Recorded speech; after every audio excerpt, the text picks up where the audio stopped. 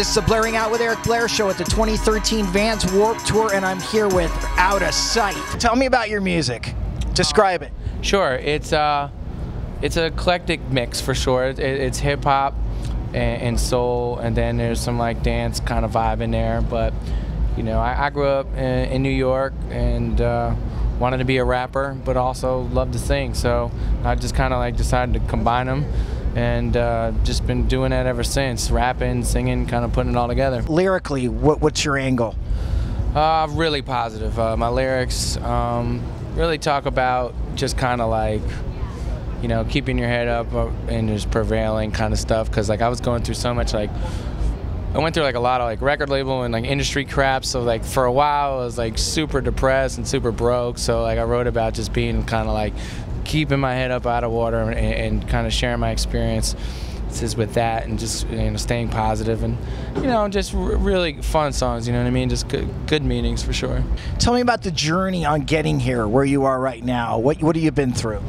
Well, you know, I started putting out mixtapes for free for like online download, and like my first mixtape was like 2007, and I just kept putting them out, and then I was able to get like a nice buzz going in New York City. So I was performing a lot in New York City. A lot of kids were coming out, and I decided to like jump at the first little record deal I can get from like a small indie label, just to get some money because I was broke.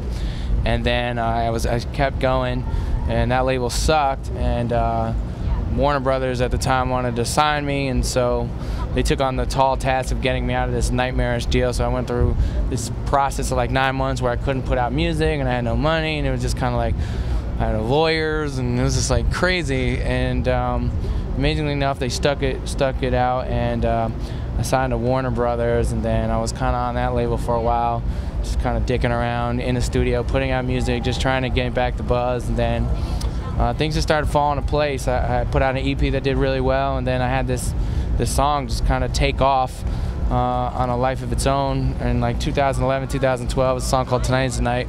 It went platinum. I was on the radio nonstop. I was on a million commercials.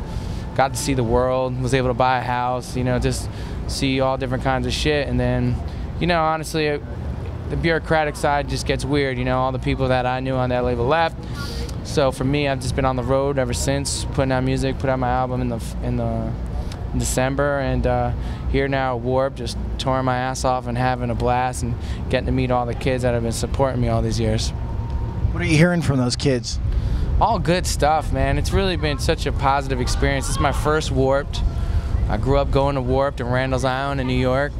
You know, I loved punk rock as a kid. You know, I was such a huge Bouncing Souls fan. It was, you know, Rancid and Green Day I saw at Warped Tour. So, you know, to be on this tour, you know, when they offered it to me, I was honored. So, you know, now just on the stage every day, the audience has been great, and I go kick it at merch after and take pictures and hang with everybody, and it's really cool. It feels really good.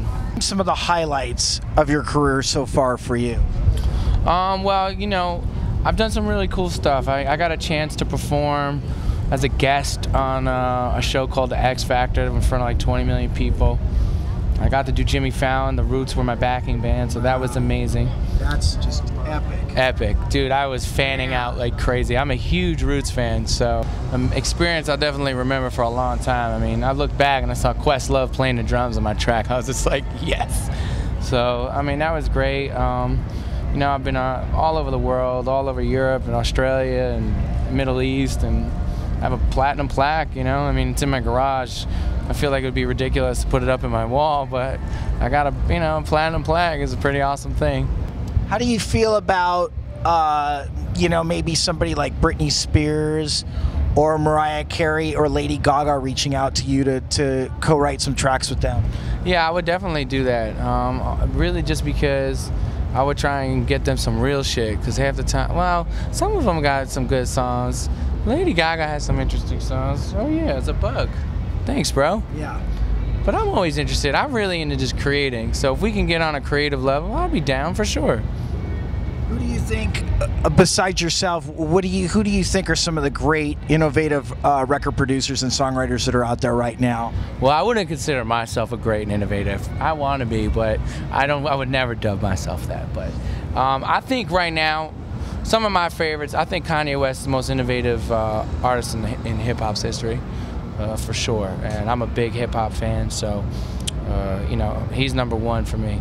Other stuff that I'm really into, always been into. I'm a really big fan of Beck. Something about just being able to just like cross genres and always do it really well. So big fan of him. I was always a big fan of LCD Sound System, James Murphy, which is kind of like, to me, like really changed dance music. You know, it was like dance and punk, which was awesome. I'm from New York City, so seeing that kind of stuff was really dope. So those are some guys that come to mind off the bat for sure. What do you think of the new Daft Punk album? The new Daft Punk album is cool. It's like more of an adult contemporary record than a dance record. I appreciate that they used you know, vintage equipment and vintage musicians, and it sounds good, but I wish it came a little bit harder, especially on the drums. Well, they had Omar Hakim come in and play drums on some of the tracks. I don't know if he played on all of them, but I mean, they sound great, but I just more even like of a mix kind of just sounding thing. Like it's mixed very like delicate. I just would like it to have a little bit more thump, you know. But still, it's a great record. And Get Lucky is an incredible song.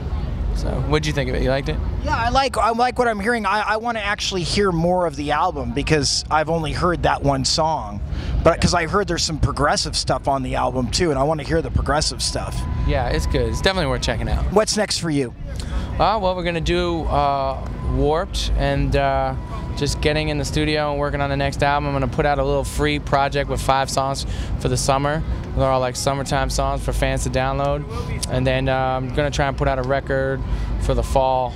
So it's time to work my ass off. If you could duet with anybody, who would it be? I would really like James Murphy from LCD Sound System to produce a record for me. Blairing Out with Eric Blair show with the man Outasight signing off. The Blairing Out show.